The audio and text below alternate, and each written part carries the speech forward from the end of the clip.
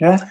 So what exactly do you, or what is there is it just strictly jiu-jitsu? Is it, because you said about you're kind of a combination of several styles, but you also focus on the reality of like, if this kicks off, I'm going to choke you out. So Brazilian, I'm a Brazilian Jiu-Jitsu black belt, like Kev. So that's what I'm graded in. We've been doing that since, God knows, last 10 years or so. But I've been submission grappling as well in MMA prior to that. So our club, we teach Brazilian Jiu-Jitsu, or we just call it Jiu-Jitsu, because that's what it is, it's Jiu-Jitsu. And we teach submission grappling. It's a 50-50 mix. So we're either in a kimono or we're in the shorts. Additionally, on top of that, I then do sort of like the defensive stuff for contractors of military. So I just took all the best parts of what I do as a sport and give it a real world aspect as well, as because there's a need for it. Like I say, if I'm working on my own in a hostile country, I cannot start smacking people about, because I get arrested and I'll be in it. And I knew a guy, I know a guy now, and we're friendly now. He spent 7 years in an Afghan prison, self-defense, shooting someone, and he was working on his own. That's when it happened. He ended up getting lifted at the airport. He's wrote a book about it called The Seventh Circle. If you check that out, The Seventh Circle, very good book. So I just didn't want that to happen to me. So training wise was the same. The sport was the same. I just added on to now I'm carrying a gun. Now I'm wearing body armor, which has a different aspect to what I do.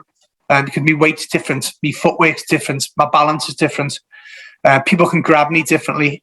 So I needed to blend all the best bits of what I do as a sport into something that was based on reality for guys who are working in dangerous places. So I have that. That's my own private thing. Kev doesn't jump in on that. I'd like him to. He could jump in, help me out. But no, it's just mine. That's just mine. So as a club, it's Brazilian Jiu-Jitsu, and submission grappling. And then I've got my own sort of sideline for guys who are working away. So it's really good. It's based on reality, that. Yeah. Because this is the thing, isn't it? Is like going back slightly to what you were we were talking about at the beginning when you got shot in the hand. You know, and I have a little bit of not experience getting shot in the hand or anything like that, but I've been to a few boxing gyms. I've done a bit of sparring. I've done judo and stuff like that. Nothing. You don't know what's going to happen until someone's got you in a chokehold and you're like, "Fuck, I can't breathe." You don't know how you're going to react until somebody punches you in the face and you see stars. You know, and that could just be a bit of light sparring, but one person's light sparring is another person's full-on punch. You know, because people are at different levels, different strengths and stuff. You know, Farmer Pete, he can grab you like a mole grip. You know, and he's just like, you're not going anywhere. And it's it's this thing, isn't it? It's I forgot where I was going with that conversation. It's because I'm a professional podcaster. No, I know. So it's like an inoculation to it. Yeah. So we have things like in the military. We had we call it. It was called battle inoculation, and you were put under that stress. Things like you'd be in a secure location and they'd fire rounds at you, so you knew exactly what it sounded like. You know, the use of pyrotechnics, explosives, using the words kill, capture a lot. Them key words in when we're talking. The training side of it, you will go in there and kill that person. That's all inoculation. So when it happens, you should react as you're trained. That's the same with the grappling. If we grapple in the right context, the right speed, the right power, the right strength, the right intensity, when it happens for real, you should be okay. But not everybody does. And a lot, experience plays a big part of it. Guy I've been with before, numerous people in shootouts in the army, and guys just didn't want to be there. Don't want to be here. As a contractor, I've seen numerous guys just not want to be there, and you're like, why are you here then? You know, this is your job. You get paid for this. And I had one guy, and it's too late now. No, it was way too late by then. You're right in the thick of it, mate. This is too late to say you don't want to be here no more. And he's just like, man, I ain't getting paid for this. It's too late. You should have. So for me, things like that are all. I prepare myself for them things. So I'm like, it will happen, and I'll play it out in my head. When this happens, this is what I will do. And I play that out on the road. So if I was going like on a job, on a mission, whatever I'm doing, I'm like, if it happens now, this is what I will do. And I'll pick a location I'm going to move to, etc., etc. So if it did happen, then good. I've prepared my route out. But it's battle inoculation. I'm training my brain to accept it when it happens. So, getting blown up in your car. A lot of people get, wow, that was nothing. I was like, yeah, okay. I was drilled. I knew. I trained it a million times. And when it happens, car's blown up, well, I'm fine. I'm good to go. I carry out the drills I was trained to do. But a lot of people don't do all that sort of head stuff where you're like, that's the extra stuff. That little bit extra. People will just do the bare minimum, get paid, do what I've got to do my job. The guys who are really good, they do the extra. They're training in their own time. They're training up in the head as well all the time. So when it happens, the good. And I take that into what I do now with the sport. Just have that in my head. It's funny because it reminds me of that quote that goes around with Kobe Bryant, where he said, like, people don't see the 10,000 times I missed, and they don't see the hours. Like, everyone talks about, yeah, he was this good and he never stopped training. And people will say the same thing about Ronaldo. He still trains today. He's still trying to get better. And then, like, oh, did you see that goal he scored at the vital moment, sort of it? Even though he's 36, 37 years old, and you're just like, and it's exactly the same principle as you're talking about. It's just like, yeah, I might be at this level. How can I be better? How can I keep myself safe? What do I do if it goes wrong? How am I prepared right now? And it's kind of never switching off from the, like, just, there's always an opportunity to stay focused. There's always an opportunity to get that next level, because the difference between the best in the world and the nearly rans is the 2 or 3%. That's it. That's it. Well, you seen, like you mentioned to me when we through the text and that, and you were like, well, I seen you training with like weapons and stuff, and I'm like, I train all the time. I want to get better, and I probably won't deploy again. Something bad would have to happen for me to go back away. Now, that's not because I don't want to. I'd go away tomorrow and be happy, quite happy. But you've got to go. There's got to be an end to that. There's got to be an end state where you go, right, I'm done. And for me, if I hadn't been shot, I would still be working today. I'd be out in Africa somewhere or Ukraine doing something. But that gave me my out. And I was like, right, I've got me out now. But that didn't take away the drive and the will to be good. I still want to be good at what I do. And if the time ever does come where I have to go away and deploy again, which probably won't happen, I'll be ready. There'll be no skill fade. I'm probably better now than I was then. Yeah. I'm training all the time. So I feel I could happily fit into any team now, any country, and do a good job, and keep people safe, keep myself safe in that environment.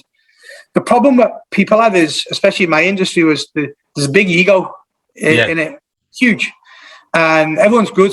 Apparently everyone's good. I'm good. Show me. The only time you can show someone that you're really good is when it goes wrong, and that doesn't happen all the time. And when it does, it's only a few select people who get involved. So show me how you're getting good then. Well, I get good through training, but when are you training? And that's when it stops. They're not training. On their time off, they sat watching movies, they sat watching DVDs, they're playing pool instead of like weapons out and weapon training. And when it comes to like a dedicated training period, they just want to do enough to get in because it's really hot. Yeah. And you're like, no, and there's training tonight. If everybody wants, we're going to train in the skills house. We're going to do low light stuff with torches and stuff. Anybody involved? No, because they want to watch a movie, go to the gym.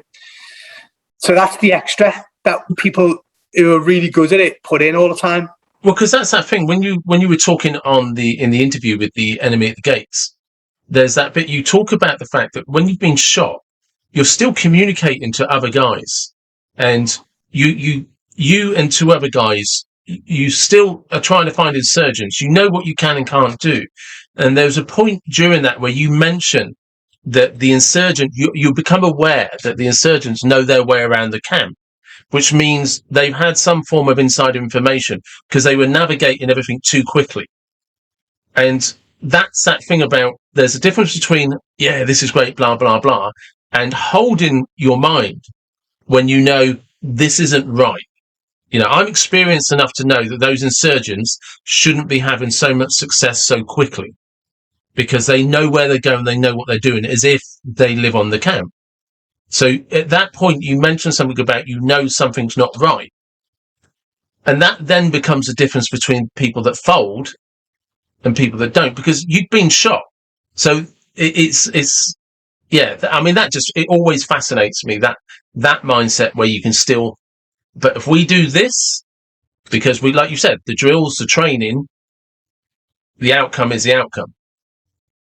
And listen, I think, look at, it's okay in hindsight looking back, and I'm like, we still had a part to play there, my small little team, and I was bolstered up by two dudes who were like, really brave guys, come looking for me to make sure I was okay. They're two of my best mates in the world, anyway. So they were never going to sit round. They knew I was hurt. But I still think now we should have just carried on going and wrapped it up sooner. It took a long time to find the last couple of guys. But, in the movies, you go, oh, yeah, it's great, just get shot in your hands and you carry on. But it's be good hand as well, my right hand. Yeah, I know, you said. I train left-handed. The thing is, I'm training left-handed too. So I'm like, okay, I can shoot left-handed too. That's fine. But you are a hindrance to people. But there's other hindrances too. We can't see at night. Yeah. But how much we want to, we cannot see at night. It's pitch black. So sometimes the safer option is to, right, let's push out, keep where we are, guns up at doorways, and when they come to us, we can hit them, and that's what happened in the end. So, I don't know. I didn't know where I was going with that then either. But it's knowing when when you find out that a little bit of additional information, and you're like, ooh, and people can sort of fold, what you say, and then some people thrive. Yeah, people thrive in that environment, and I'm glad to say I thrive in that environment. Quite happy to say. So, because I'm just conscious that you and I have been chatting for just over an hour now, and I don't want to hold you all afternoon.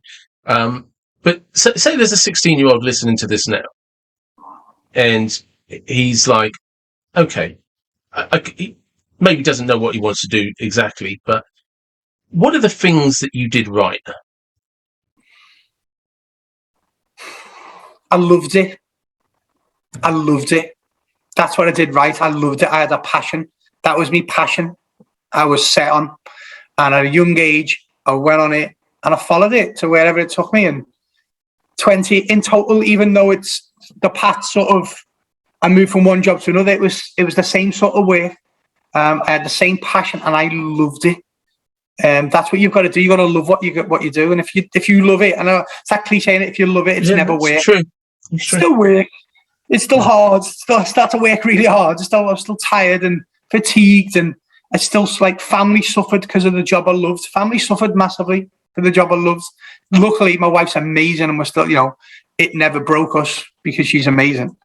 But, kids lost out because dad wanted to go on an adventure all the time, and because well, it's true, isn't it? It's true. It is. She reminds me of that. Hey, she reminds me of that. Yeah, it's true. Remember. It's true. But you and I both at the beginning spoke about having dads around that weren't really much point having around. So it's swings and roundabouts.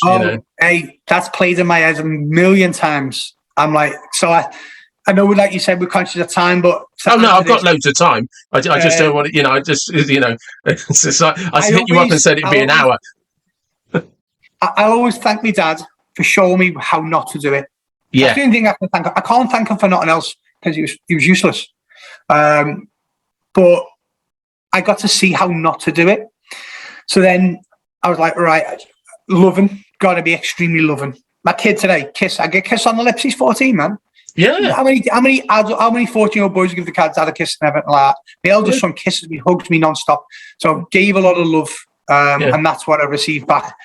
Because I didn't get that, so I was make sure give loads of love. I wanted to be around loads. That's the one thing, because he wasn't. And that's the one thing I always go, you know what? Yeah. I was away a lot. I overcompensated with when I'm home. We go on big holidays. You can have everything you want. You never have to want to. So the spoiled brats now. So I maybe messed up there a little bit. But I think you've got to love what you do. That's my advice to anyone. You're 16. Just love it. If you don't love it, do something else. Yeah. Like I love what I do now. I love my job. I love being a partner with Kev in the gym. I love it. It's my passion. It's my training is my passion. I love that. And again, I hated training people years ago. I hated it. I had no time for it. My head was all about no.